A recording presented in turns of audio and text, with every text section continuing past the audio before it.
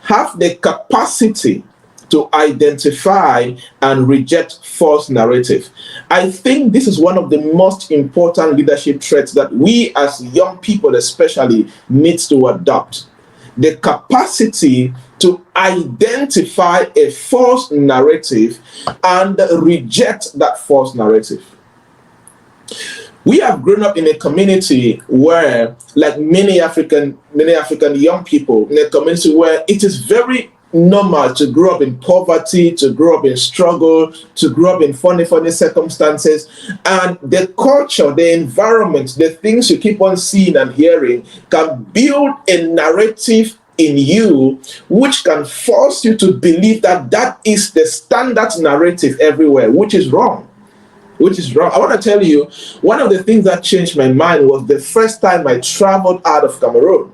I saw life in a different way. But if I did not travel, for example, I would have kept on believing that the way I grew up seeing things, that is where life is everywhere, basically. Because that is a narrative that my environment gave me and the people around me gave me, right? So it is very important for us to change Africa, for us to change our own selves, for us to make our families better, for us to make our towns and nations better. We need to identify the false negative narrative and reject it.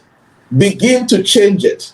Because you grew up in poverty does not mean that you're supposed to be poor. Right? Because you grew up in a particular environment does not mean that that is how you are supposed to end up. What is that false narrative that you grew up believing which is stopping you or which is affecting the quality of your focus and dedication? It is time to identify it, reject it, and begin to introduce a better narrative in your life.